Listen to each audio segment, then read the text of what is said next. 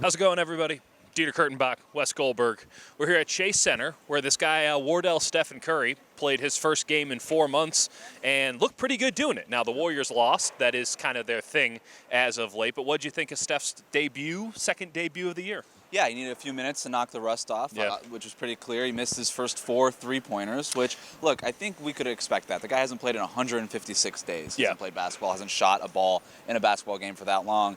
But then soon after got in rhythm. He had some nice lefty behind the back passes. A lot of lefty behind the back passes. He was trying to prove something. Started making some shots, and he made his first shot in the second quarter. You could tell he really wanted it to go down. And after that, he was basically rolling, and he gave this Chase Center crowd something that they haven't had in a long time, which was an exciting game that came down to the end. I'll tell you, it really did feel like this crowd had been waiting for Stephen Curry all along. It's gotten loud here. You know better than I, but it's gotten pretty loud here over the last couple of weeks. The Baby Dubs have put in some strong performances. They always play hard. They're not very good, but they play hard.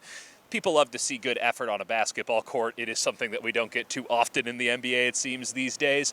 But it went to a whole new level with Stephen Curry tonight. You had the Warriors chant coming out of the fourth quarter. You had the MVP chants when he made that flailing three from 30-something feet out in the second quarter, which I felt like was the thing that kind of got the magic back into his game, knocked off that rust. This place went crazy. It really did feel like it was as close to Oracle as it has been all year, and that includes the games that he did play early on in the campaign. And there was free throws at the end, and he was getting MVP chants, right? And, you know, obviously not in that actual race, but it he will not win MVP.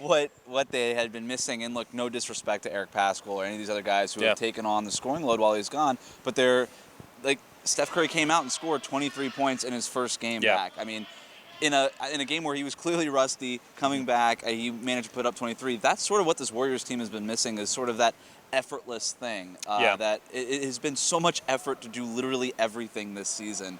To have Stephen Curry come back here, it also opened up the game for a lot of his teammates too, and that's sort of what they're going to try to be building on for these next 19 games. It was incredible how much gravity Curry had. We talk about it all the time, but when it's not there for so long and the Warriors struggle so much to just get basic, semi-open looks, Curry comes back, is frankly, again, playing poorly through about the second quarter, through his first about 10 minutes, 20 minutes of actual game action, until it kind of starts to click for him. But he was affecting the game so dramatically, so effortlessly, as you put it. It's really incredible. You're reminded of how significant his gravity is. I thought Andrew Wiggins looked really good playing off the ball. He had a couple of nice threes late in the game. It wasn't perfect. Really wasn't perfect. It's going to take a while to gel. It might not gel with everybody. Right. I thought that having Curry back, seeing the gravity, it really highlighted the fact that, yes, the Warriors want to use these final weeks as a springboard to next season. I think more so than that, it's a tryout for a lot of these guys who have gotten a lot of run as of late. Doesn't matter what you did when Steph Curry was out. If you can't fit in with Steph Curry out there, you're not going to be on this team next year. This team expects to be contending for a really late playoff, late playoff berth, whatever the hell you want to call it. They want to compete for championships. That's what Joe Lacob is about. That's what this team expects of itself. And to be fair, as much as Steph has to figure out his new teammates, and almost all of them are new. Kevon Looney's probably not going to play again this year. Draymond Green has an injury. Clay's out for the entire year. He has one guy, maybe two if you consider some of the two-way guys. These other guys need to learn how to play with Steph, and it really was apparent how fast Steph plays, how quick he processes the game compared to these guys. The amount of relocation threes that he was open for that they just did not find him on was galling, and I imagine that tomorrow's film session will be entirely about, hey, Steph is wide open in the corner for three. Please pass him the ball. And they were passing it in those situations. The ball movement was good. It was great ball movement. It was just not to Steph Curry, because you should give it to him. Yeah, I mean, there was literally plays where Damian Lee and Steph Curry were sort of relocating to the same-ish spot. Right. And they would pass to Damian Lee because they've been playing with Damian Lee. Right. You mentioned that this is the rest of the season. This whole year has basically been sort of a test. Okay, who can be on the team next year? Now we're in the final exam portion of their year. Good call. And the final exam is, all right, you learn the plays, you learn the calls, you learn the ball movement, and now you got to do it with Steph. Yeah. And Marquise Chris said something interesting, I thought, after the game. I asked him if he needed to get used to this, and he basically, or if he felt forced to get the ball to Steph.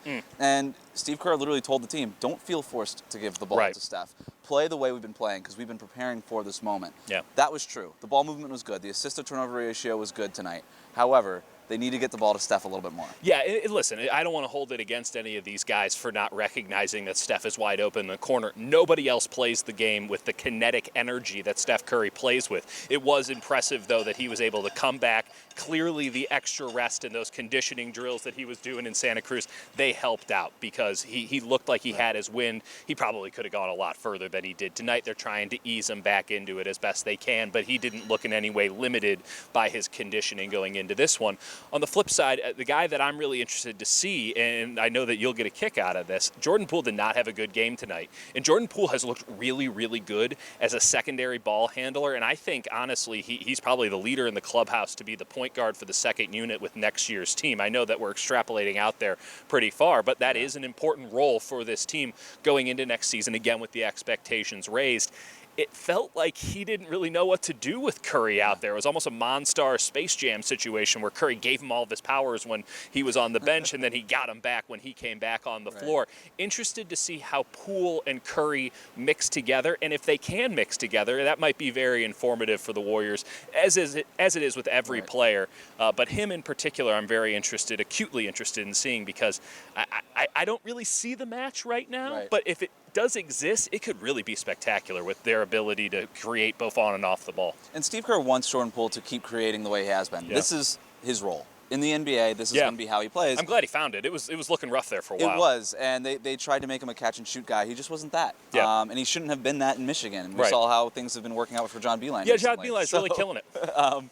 He found his role, and I think he's one of three guys who basically cemented their place in the rotation next year. It's going to be him, Marquise Chris, and Eric Paschall. Those are your guys, other than like the foundational pieces, that have cemented their places in the rotation. The question now is, what are those places in the rotation? Eric Paschall, are you the 8th or 9th guy, or are you the 6th or 7th guy? Jordan Poole, are you our second string point guard, or do we have to go out and look for that in free agency? Marquise Chris, can you be the starting center? They would really like that. They would really like that. He did not look great tonight. I think that overall, they will need a lot of time to get used to playing with Steph, because they're just not going to get as many shots. And then you've got this whole other factor next year of Klay Thompson coming back. Between Steph and Klay, that's 40 shots a game that you are devoting to both of those guys. That means Eric Paschall doesn't get to shoot 10 times a game. That means Jordan Poole doesn't get to shoot his way out of shooting slumps anymore. Marquise Chris will probably still just get all of his rim rolling dunks, but but he's not going to have the ball in his hands facilitating on the perimeter as much. So there's going to be a lot of adjustments. They're going to have to dial back a little bit more and figure out ways to be efficient and contribute in smaller doses. And by the way, Draymond Green will come back presumably to this team at some point. Could be as soon as Saturday. He can be a bit of a traffic cop out there. He's very particular in how the offense is supposed to run. I'm sure he's very happy to have Steph Curry back into the fold. Clearly, they have some chemistry. They got a couple banners up, and this entire building is a testament to their chemistry. But it only makes it a little bit more difficult for all of these guys. Paschall probably chief amongst them, because now Paschall has to go into an auxiliary role. He's been really thriving as kind of a primary scorer. Don't know if he'll be able to do that really going forward. I think that era might be over for him unless something, again, catastrophic happens. But at this juncture, we're probably all out of catastrophes. We'll see. You never know. You never want to write it off. But Warriors lose again tonight, so I guess not a catastrophe. I don't really know. A lottery odds still seem good. Stephen Curry looked good, but not great. It took a little bit. He's still Steph Curry. He's still pretty damn good. He's still Wes Goldberg. I'm still Dieter Kurtenbach. We'll talk to you Saturday.